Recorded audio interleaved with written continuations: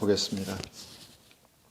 하나님의 말씀은요, 달란트로 확인되는 구원입니다. 달란트로 확인되는 구원. 이 달란트에 대한 말씀, 오늘 읽게 될 마태복음 25장의 말씀은요, 우리가 너무 듣고 익숙하고 또 어릴 때부터 들었던 말씀입니다. 그런데 많이 들었지만 이 말씀의 핵심을 우리가 깨닫지 못하고 이 말씀의 핵심을 놓치는 경우가 많은 것을 정말 믿는 분들과 대화 가운데 다시 한번 보게 됩니다. 오늘 말씀을 함께 볼 텐데요. 이 말씀 속에서 우리가 정말 구원받는 진리를 다시 한번 확인하길 원합니다. 마태복음 25장 14절에서 30절까지 말씀입니다. 마태복음 25장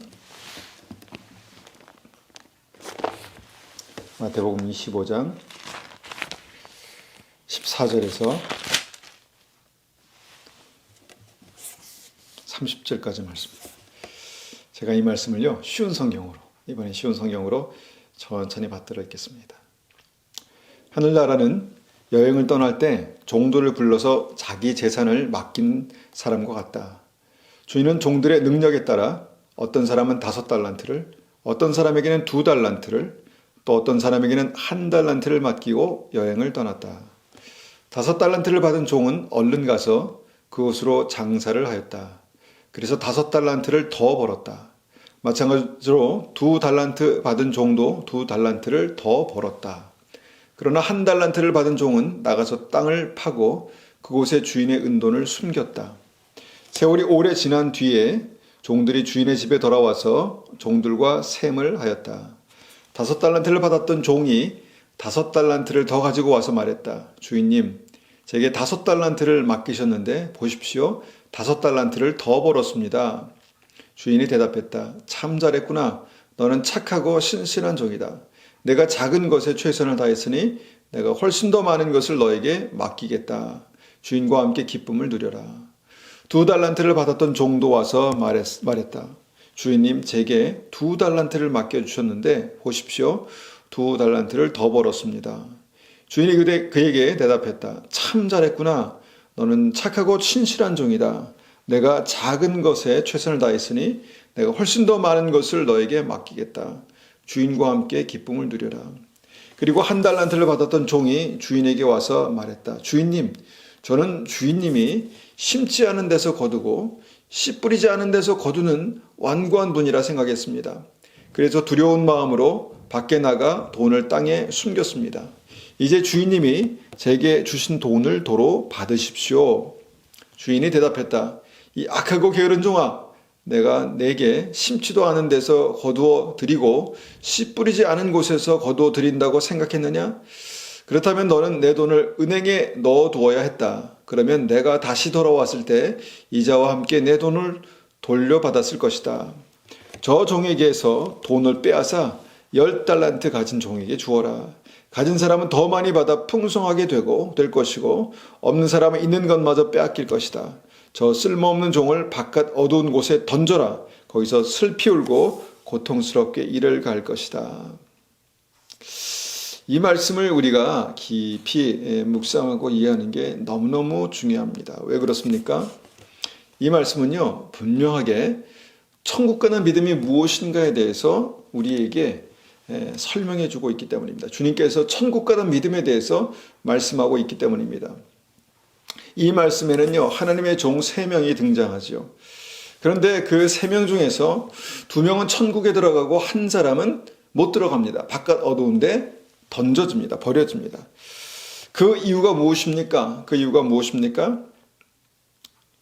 결론은 달란트를 남겼는가 못 남겼는가의 차이입니다.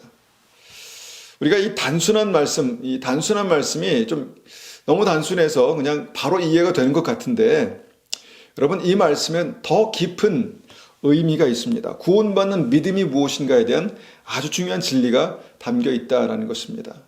여러분, 들을 귀 있는 사람만, 구원받는 사람만 저는 이 말씀을 이해하고 들을 수 있다라고 믿습니다. 여러분, 천국에 들어가지 못한 하나님의 종, 1달란트 받은 종, 무엇이 문제라고 생각하십니까? 무엇이 문제입니까? 하나님과 관계가 없었다거나 하나님을 전혀 알지 못했다거나 살아계신 하나님 이분을 전혀 알지 못했다거나 이런 문제가 아닙니다. 그래서 못 들어간 게 아닙니다.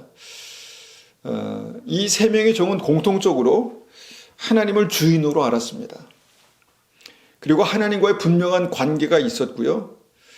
그 종들은 또한 주인이신 하나님께 재산을 나누어 받았습니다. 즉 달란트를 나누어 받았습니다. 그러니까 천국에 들어갈 기회가 이 세 사람에게, 세 종에게 모두 있었다라는 것입니다.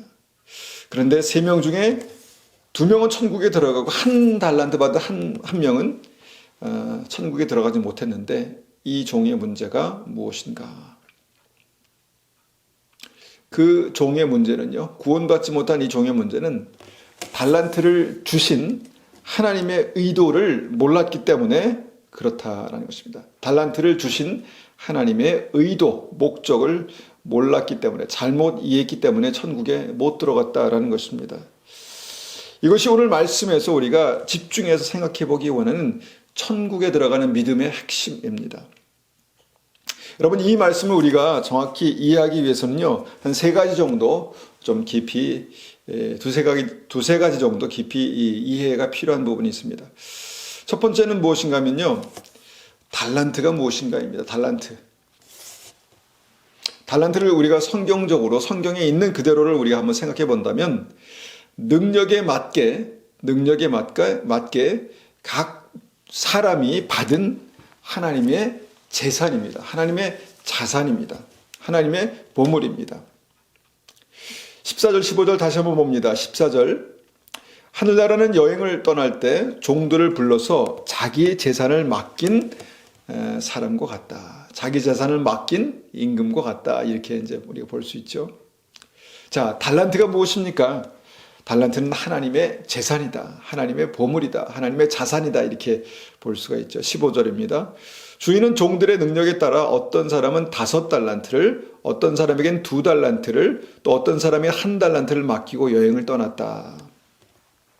자, 달란트는요, 우리 재능이나 능력이 아니라 능력에 따라 받은 무엇입니까? 하나님의 재산이다. 이렇게 볼 수 있습니다. 흔히 우리가 이 달란트를 그냥 재능, 능력, 탤런트 이렇게 이해하고 있지 않습니까? 그러나 이것을 재능이라고 볼 수 없는 것은요, 열심히 일해서 재능을 2배로 남긴다. 좀 이상하지 않습니까? 좀 말이 안 됩니다. 그럼 달란트가 사람의 재능, 사람의 능력이 아니라면 그 달란트가 뭔가? 이것이 돈인가? 아니면 건강인가? 시간인가? 여러분, 우리가 2배로 남길 때 하나님께서 정말 그것을 굉장히 소중하게 여길 만한 것이 무엇이 있을까요? 하나님께 의미가 있는 것, 그것이 무엇이 있을까요? 재물, 재산, 이런 것들 다 마지막 때 불타 없어질 것들 아니겠습니까? 그러면 하나님께 소중한, 하나님께 귀중한 그 자산이 무엇일까? 자, 그럼 천국에 가는 우리가 하나님께 뭘 받았습니까? 그 달란트, 뭘 받았습니까? 우리가 가진 것 중에서 정말 하나님께도 아주 가치가 있는 것, 그것이 무엇일까요? 이 땅에서 유일하게 하나님께서 귀중하게 여기는 것이 있습니다. 무엇입니까? 바로 구원받은 영혼입니다. 구원받은 영혼입니다. 구원받을 영혼입니다. 여러분, 이 영혼을 주님께서 귀하게 여긴다는 것이죠. 그 사람, 그 영혼, 이것이 하나님 앞에서 하나님께 가장 가치 있는 보물 아니겠습니까? 여러분, 어떻게 생각하십니까? 여러분, 그 보물을 얻기 위해서 예수님은 십자가에서 생명을 주셨습니다. 이 영혼을 위해서 피의 대가, 생명의 대가를 지불하시고 사셨습니다. 그렇지 않습니까? 그래서 하나님께 소중한 것, 그것은 영혼밖에 없습니다. 이 땅에서 소중한 것은 영혼밖에 없습니다.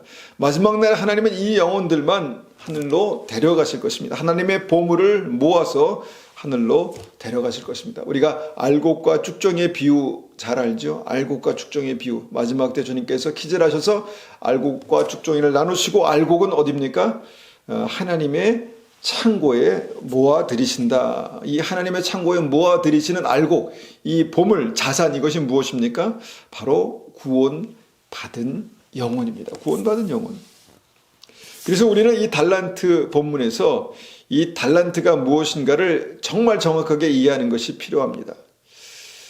이것을 우리가 영혼으로 이해하지 못하면요, 이 천국 가는 진리 자체가 이해가 되지 않습니다.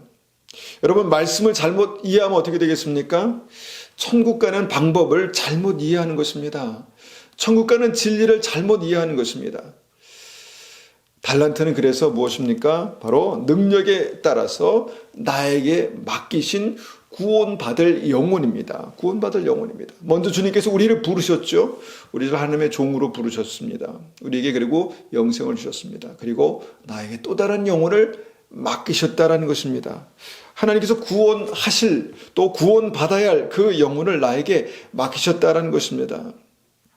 여러분, 예수 믿는 사람이 이 사실을 모르면, 이 본문의 핵심을 모르면 천국 가기 어려울 수도 있습니다. 여러분, 어떤 사람에게는 능력에 따라서 5달란트를, 5명의 영혼을 맡기셨다는 것입니다. 뭐 5명의 영혼만 맡기셨겠습니까? 근데 상징적으로 말씀하는 것이죠. 또 어떤 사람이 2달란트를, 그보다 약간 적게 능력에 따라서 2명의 영혼을 맡기셨다는 것입니다. 또 어떤 사람에게는 1명의 영혼만 맡기셨습니다. 능력에 따라서. 즉 구원받아야 할 영혼들을 주님께서 종들에게 맡기셨다는 것입니다. 추수 때 다시 찾으시기 위해서 맡기셨다는 것입니다. 그러면 그들이 예수 믿고 구원받는다는 사실은요, 그들이 나로 말미암아 예수 믿고 구원받는다는 사실은요, 바로 나의 구원이 확증된다, 이렇게 볼 수 있는 것입니다. 여러분, 예수 믿고 영생을 얻고 그 보증으로 영생을, 성령을 받으면 반드시 그것으로 인해서, 우리 안에 계신 성령님으로 인해서 또 다른 영혼에게 생명을 증거하게 됩니다. 복음을 전하게 됩니다.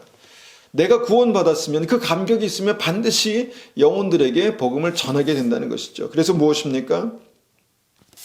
하나님 앞에서 구원받고 하나님의 자녀, 하나님의 종, 하나님의 신부가 된 우리는요, 적어도 한 명 이상에 대한, 한 명 이상의 영혼에 대한 책임을 맡고 있다라는 것입니다. 적어도 한 명 이상이 나로 말미암아 구원받게 될 때에 그것이 나의 구원의 확증이 된다라는 것입니다. 여러분, 너무너무 중요합니다. 너무너무 중요하고요, 너무너무 정확한 말씀입니다.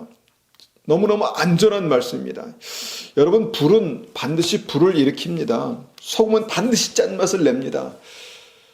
내가 구원받았다면 반드시 나로 말미암아 구원받는 사람이 생기게 돼 있습니다. 여러분, 그것이 이 말씀의 아주 중요한 핵심이다라는 것이죠. 왜냐하면 구원의 보증으로 우리 안에 성령께서 계시기 때문입니다. 성령께서 무슨 일을 하시겠습니까? 성령께서 어떤 기도를 하게 하시겠습니까? 성령께서 어떤 마음을 품게 하시겠습니까? 바로 주님의 마음을 품고 주님의 마음이 그 구원받을 영혼에게 있다는 것을 깨닫게 하신다라는 것입니다. 그래서 여러분, 나에게 맡기신 하나님의 달란트, 그 달란트를 확인하셨습니까? 나는 몇 달란트 받았습니까? 여러분, 나로 인해서 구원받아야 할 그 영혼이 보이십니까? 그 영혼을 만나고 있습니까? 그 영혼을 만나기 원하십니까? 그러면 나는 구원받을 준비가 되어 있다라는 것입니다. 여러분, 나 하나 예수 믿고 그냥 그것이 끝이라면요, 냉정하게 그렇게 생각한다면 냉정하게 아직 우리의 구원은 확인된 바가 없는 것입니다. 그렇게 생각해야 옳습니다. 어떻게 우리 안에 성령이 계시고 영생이 정말 경험된 영생을 얻은 우리가 입 닫고 그냥 나만 구원받을 수 있겠습니까? 한 달란트 받은 종은요, 한 달란트를 받았습니다. 이제 구원받아야 될 영혼을 받은 것이죠. 그 책임을 받은 것이죠. 그런데 그것으로 인하여서 그것으로 자기는 하나님의 나라에 갈 줄을 확신했습니다. 그리고 마지막 순간까지 그것을 확신하고 까맣게 잊어버렸습니다. 내가 받은 달란트에 대해서 까맣게 잊어버렸다는 것입니다. 여러분, 마지막 순간에 그는 자기가 구원받지 못한 것을 깨달았다는 것입니다. 여러분, 이 말씀을 우리에게 주신 이유가 무엇일까 한번 잘 생각해 보십시오. 깨어나라는 것입니다. 내가 믿음이 있다고, 내가 복음을 들어서 영생을 얻었다고 믿는다면, 내 안에 성령께서 계신다라고 믿는다면 이 복음을 그대로 우리의 삶 가운데 적용하여서 확증할 필요가 있습니다. 우리의 구원을 확증할 필요가 있다라는 것입니다. 여러분, 이 말씀을 좀 심각하게 들으셔야 합니다. 심각하게 받으셔야 합니다. 내 주위에 그 영혼이 반드시 있습니다. 여러분, 혼자 무인도에 사는 사람이 많겠습니까? 혼자 무인도에 사는 사람이 그렇게 많겠습니까? 다 내 주위에는요, 영혼들이 있습니다. 사람들이 있습니다. 그런데 그 영혼들 가운데서는 나로 말미암아 구원받아야 할 영혼이 있다라는 것입니다. 내게 맡기신 하나님께서 구원하실 영혼이 있다. 내가 책임져야 할 영혼이 있다라는 것이죠. 그 영혼이 누구입니까? 가족이 될 수도 있고, 친구가 될 수 있고, 회사 동료가 될 수도 있고요. 내가 지금 만나는 사람, 그 사람이 바로 그 사람들 중에 한 사람이 바로 그 사람이다라는 것입니다. 기도할 때마다 떠올려 주시고 기도할 때마다 특별히 생각나게 하시는 그 사람이 누구입니까?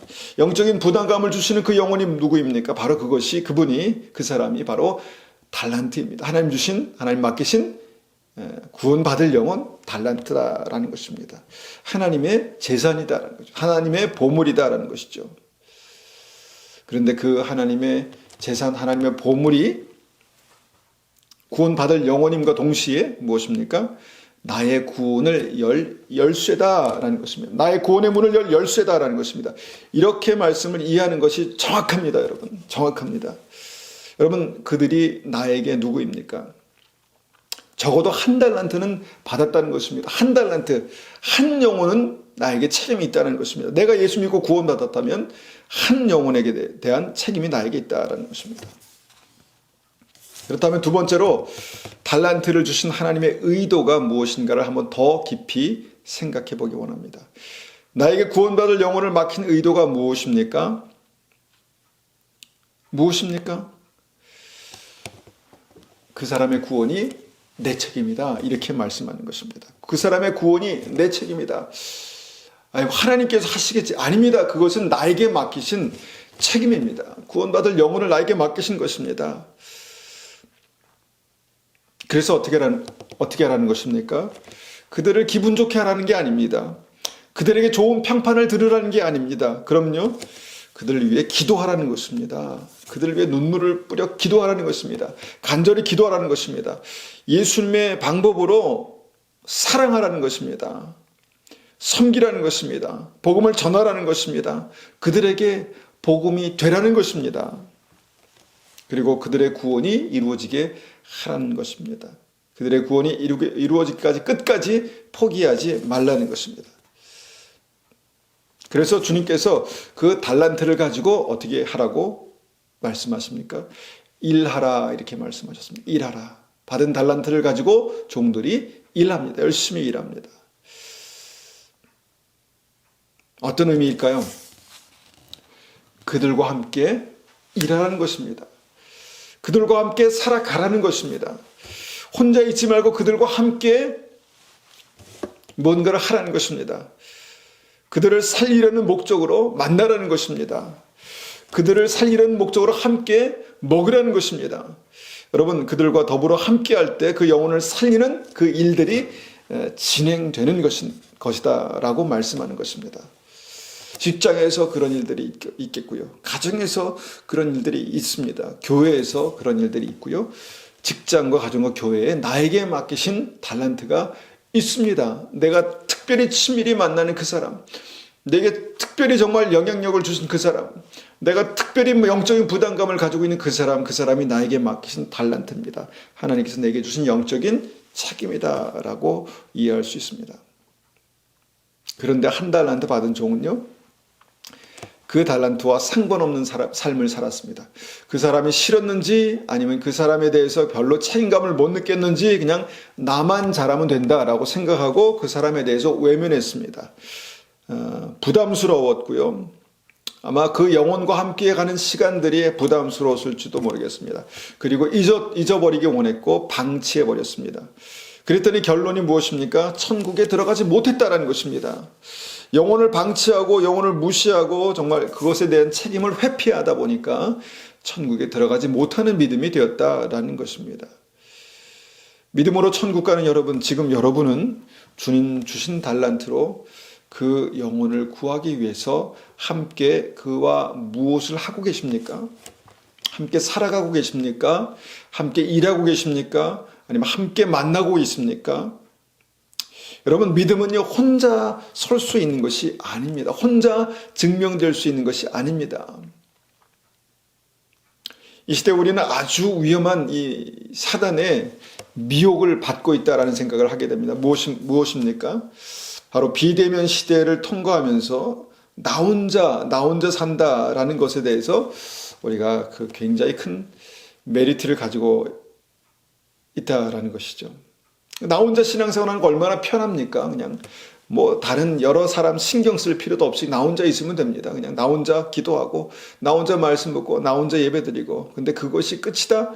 이것은 문제가 심각한 것입니다. 이 말씀이 그대로 우리가 정확하게 이해한다면 이 말씀이 심각하게 그렇게 되는 것입니다. 사람과 살다 보면 생각이 맞지 않을 수 있습니다. 나를 피곤하게 하고 나를 힘들게 하고 그런 사람을 만나게 되면 우리가 선을 긋습니다. 그리고 나서 그 선을 긋고 하다 보면 그냥 그 선 안에 내가 고립돼 버릴 수 있다는 것입니다. 여러분, 그 영혼들 중에서 나에게 맡기신 영혼이 있다면 어떻게 하시겠습니까? 여러분, 이것은 나의 구원과 직결된 문제입니다. 여러분, 하나님이 나의 주인 되십니다 라고 말하면서 나 혼자만의 신앙을 추구한다면 이것은 하나님의 복음을 역행하는 것입니다. 여러분, 피곤해도 만나야 하는 사람이 있습니다. 직장에 갈 때 그렇지 않습니까? 피곤해도 만나야 되지 않습니까? 그냥 함께 일해야 되는 사람이 있습니다. 부딪히며 갈등이 생겨도 그것을 극복하고 이겨내야 되는 사람이 있습니다. 그들 중에 주님께서 맡기신 영혼이 달란트가 있다라는 것을 꼭 기억하시기 바랍니다. 혼자는 구원이 이루어지기 어렵습니다. 여러분, 함께 지어져 가느니라, 우리가 예수 그리스도 함께 지어져 가느니라, 이것이 교회 아니겠습니까? 함께하는 영혼을 통해서 우리의 믿음이 온전케 된다라는 것입니다. 그러면 무엇입니까? 적어도 구원받을 한 사람 이상의 영혼을 위해서 내가 일하고 있어야 한다라는 것입니다. 여러분, 주님께서 결산하실 때가 점점 가까워 오고 있습니다.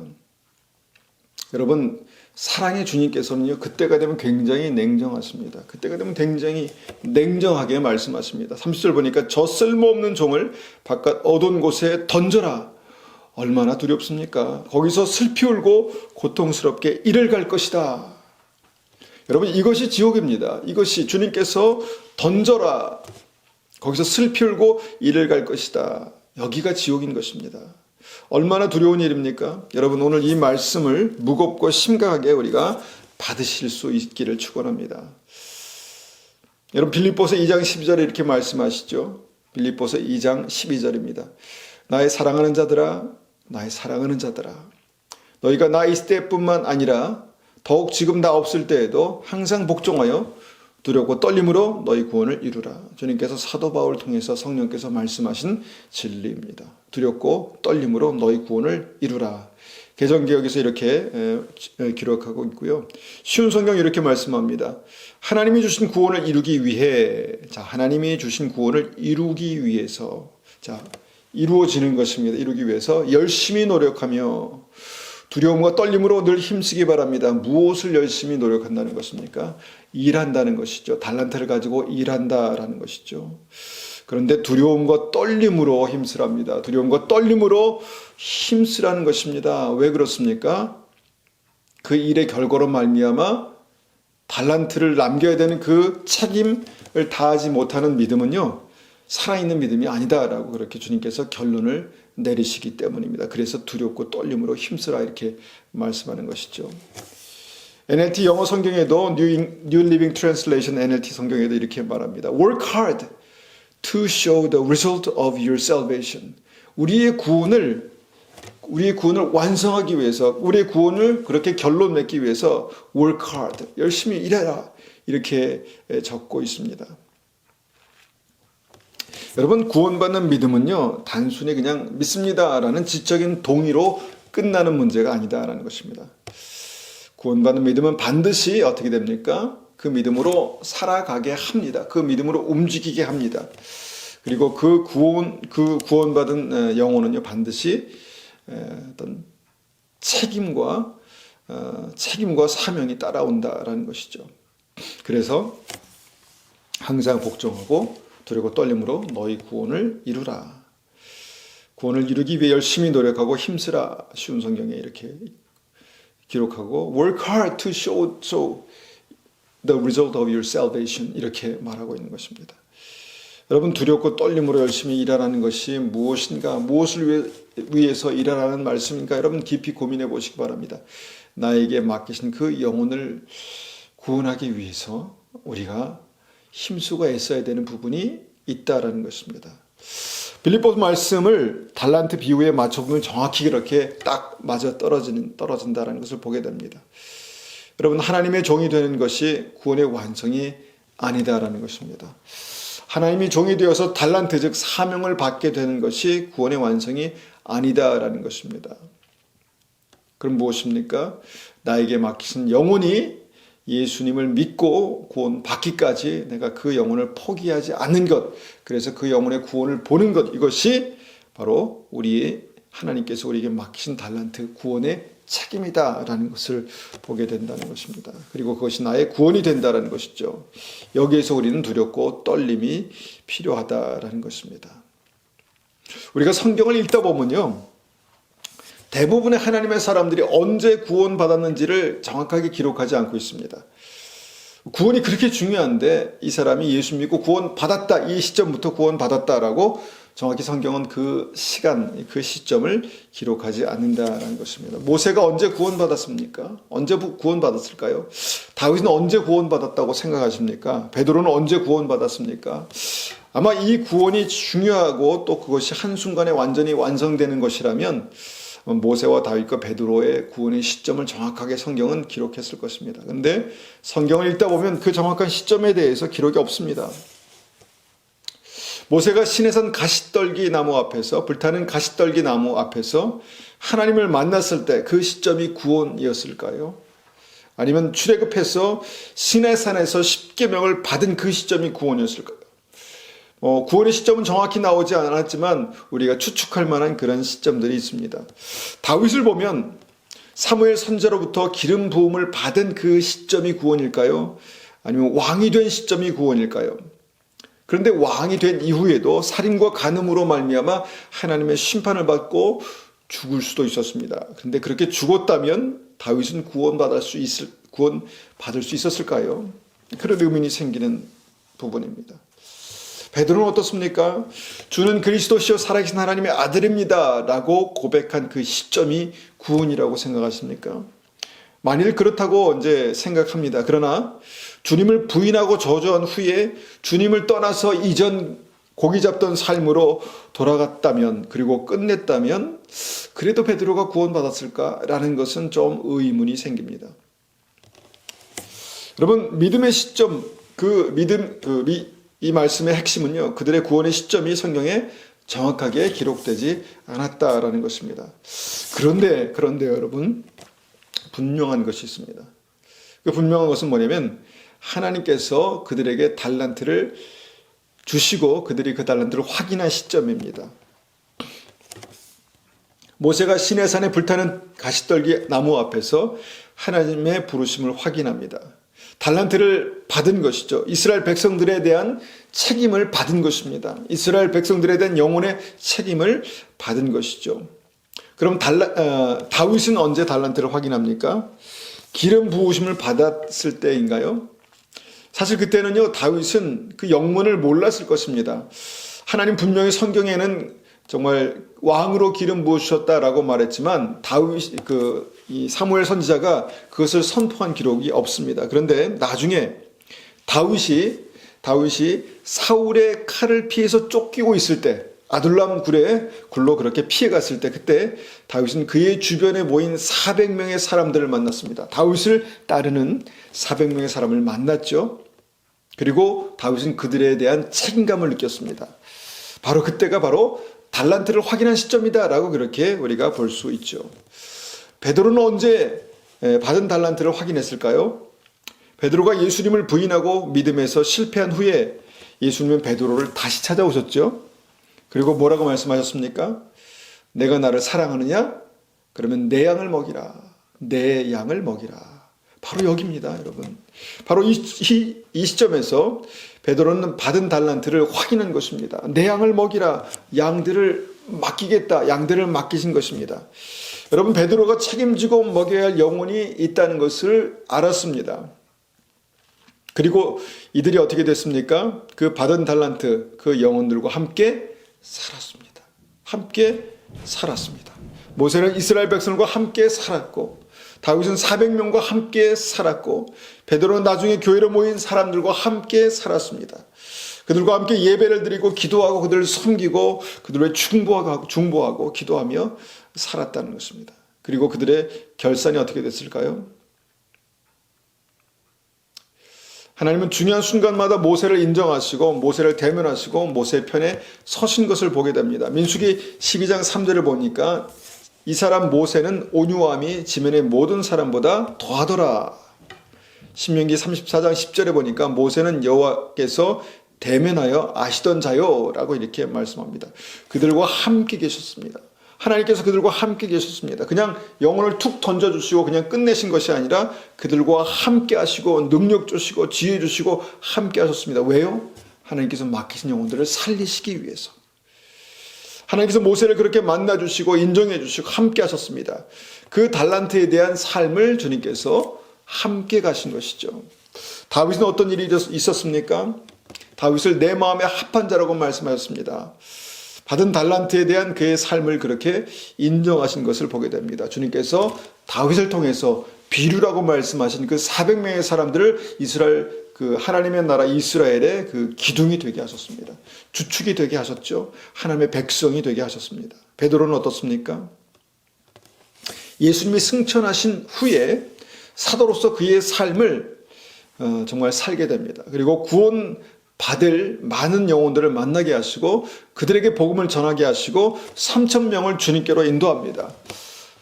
여러분, 이것이 여러분 구원의 어떤 과정이다라는 것을 확인할 수 있는 이유가 무엇입니까? 그들을 통해서 영혼들이 주님께로 돌아오고 있었다라는 것입니다.